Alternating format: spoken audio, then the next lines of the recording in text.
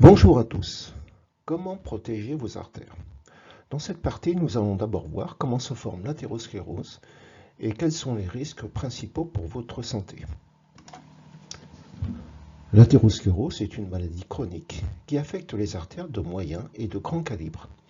Elle se caractérise par l'accumulation progressive de lipides, de cellules inflammatoires et de tissus fibreux dans la paroi des vaisseaux sanguins, formant ainsi des plaques d'athérome.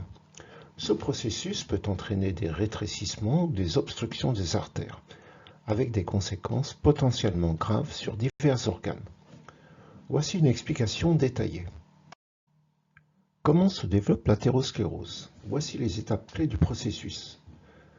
D'abord, on note une lésion de l'endothélium vasculaire, c'est-à-dire l'endothélium est la couche interne des vaisseaux sanguins, et des facteurs comme l'hypertension, le tabac, les toxines, les infections, l'hypercholestérolémie, c'est-à-dire l'excès de cholestérol, peuvent endommager cette barrière protectrice. Dans un deuxième temps, la lésion rend la paroi vasculaire plus perméable aux lipides, notamment les parties LDL du cholestérol, ce qu'on appelle le mauvais cholestérol. Ensuite, donc s'accumule le LDL cholestérol et ce LDL cholestérol s'oxyde. Les LDL s'infiltrent dans l'endothélium lésé et s'oxydent. Cette oxydation déclenche une réponse inflammatoire. Ensuite apparaissent des macrophages qui sont des globules blancs. Ils sont attirés par les zones inflammatoires et ils essayent de tuer, pas de tuer, mais d'absorber les LDL oxydés. Malheureusement, ils sont incapables de les dégrader complètement. Ils se transforment alors en cellules dégradées, ce qu'on appelle les cellules spumeuses, ces cellules qui sont mortes et qui s'accumulent dans la paroi vasculaire. Donc, jusqu'à maintenant, le principal problème, ce sont les parties LDL du cholestérol qui sont oxydées.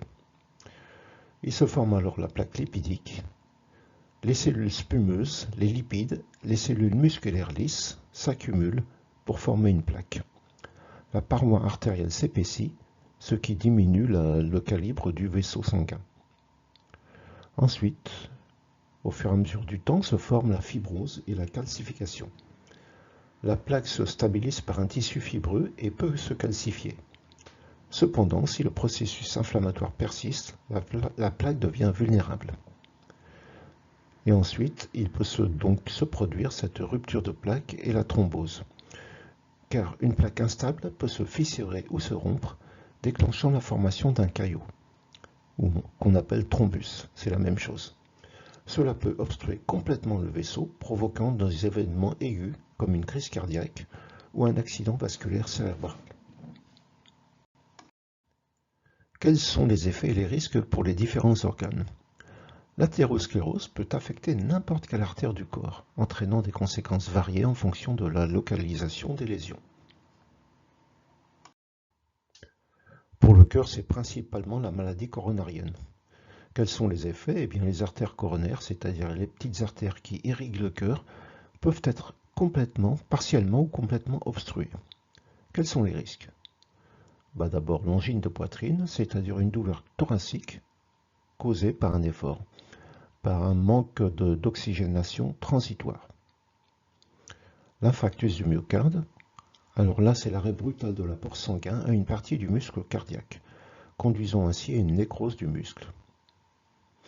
L'insuffisance cardiaque, en effet, si des zones importantes du cœur sont endommagées, le cœur ne peut plus fonctionner normalement, et donc il devient insuffisant. Au niveau du cerveau, c'est l'accident vasculaire cérébral, ou AVC. Les principaux effets, c'est quoi? Au niveau, les artères carotides et cérébrales peuvent être rétrécies ou obstruées, réduisant l'apport sanguin au cerveau. Donc, les risques sont principalement l'AVC ischémique, c'est-à-dire interruption de l'apport sanguin qui est due à un caillot qui se forme à l'intérieur d'une artère. Il peut y avoir également un AVC hémorragique, c'est-à-dire rupture d'un vaisseau qui est fragilisé par l'athérosclérose, et donc hémorragie dans le cerveau. Les troubles cognitifs ou démence vasculaire en cas de micro-ischémie chronique. C'est-à-dire que ce sont des petites lésions qui passent inaperçues mais qui se répètent et donc qui conduisent à une insuffisance d'irrigation cérébrale. Au niveau des reins, c'est ce qu'on appelle la néphropathie ischémique. Pourquoi? Parce qu'on a une réduction du flux sanguin rénal par atteinte des artères rénales. Quels sont les risques? Principalement l'hypertension artérielle, l'insuffisance rénale chronique si les lésions sont étendues. C'est-à-dire que les reins ne filtrent plus bien et petit à petit le corps s'auto-empoisonne. Au niveau des membres inférieurs, c'est la maladie artérielle périphérique. Quels sont les effets? Les artères des jambes peuvent être rétrécies, limitant l'apport en oxygène aux muscles. Donc le risque principal, c'est ce qu'on appelle la claudication intermittente, c'est-à-dire que on note une douleur musculaire à l'effort. Au bout d'un certain périmètre de marche, par exemple 200 mètres, les muscles sont contractés et ne peuvent plus avancer. Avec le repos, cela revient petit à petit, mais ça repart au bout de 200 mètres à nouveau. À un stade plus élevé, plus avancé, des gangrènes ou ulcères ischémiques en cas de blocage sévère ou total. Au niveau du système digestif, on peut avoir une ischémie mésentérique, c'est-à-dire réduction de l'apport sanguin aux organes digestifs par atteinte des artères mésentériques. Quels sont les risques? Les symptômes, ce sont principalement des douleurs abdominales après les repas, ce qu'on appelle postprandial, donc douleur abdominale après les repas. Et l'ischémie intestinale aiguë peut entraîner une nécrose du tube digestif, donc entraînant là de très fortes douleurs. Au niveau de l'aorte, la grosse artère qui part du cœur, il peut y avoir anévrisme dissection. Quels sont les effets? L'athérosclérose peut affaiblir la paroi de l'aorte, favorisant la formation d'un anévrisme, c'est-à-dire d'une dilatation de l'aorte. Quels sont les risques? C'est la rupture d'un anévrisme, qui est évidemment un événement potentiellement mortel. Dissection aortique, c'est-à-dire une déchirure de la paroi aortique, qui là aussi peut être très grave. Quels sont les principaux facteurs de risque artériel? Les risques modifiables, c'est-à-dire améliorables, c'est-à-dire hypercholestérolémie avec des LDL élevés et HDL, c'est-à-dire la partie protecteur du cholestérol qui est trop basse, l'hypertension artérielle qui abîme les artères, le diabète, le tabagisme, la sédentarité et l'obésité, les régimes riches en graisse, saturés et en sucre. Les facteurs non modifiables, c'est bien sûr l'âge avancé, ça on n'y peut rien, antécédents familiaux de maladies cardiovasculaires, et le sexe, c'est-à-dire que le risque est plus élevé chez les hommes que chez les femmes avant la ménopause. Après la ménopause, le risque devient égal chez les hommes et chez les femmes. Alors, quelles sont les stratégies de prévention? Premièrement, au niveau du mode de vie, adopter une alimentation équilibrée type méditerranéenne, riche en fibres, pauvre en graisses saturées. Faire de l'exercice régulièrement, bien sûr, comme l'activité aérobie, marche, natation, vélo. Arrêter le tabac, bon ça c'est un impératif. Maintenir un poids santé. Et avoir une tension artérielle bien régulée. Contrôle des facteurs biologiques.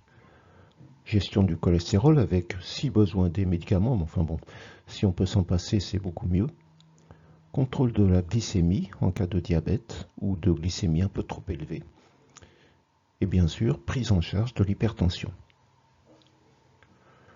Au niveau de la surveillance médicale, avec votre médecin traitant, évaluation régulière des risques cardiovasculaires, examen complémentaire si nécessaire, comme Doppler artériel, angiographie, etc.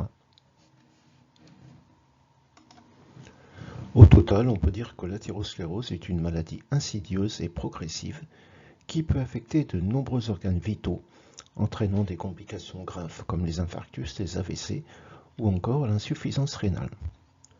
Une prévention efficace repose sur une combinaison de modes de vie sains, de contrôle des facteurs de risque et d'un suivi médical régulier. Plus la prise en charge est précoce et meilleures sont les chances de réduire ses impacts. Mais de toute façon, rappelez-vous qu'il n'est jamais trop tard. À très bientôt. Merci de m'avoir écouté jusqu'à là.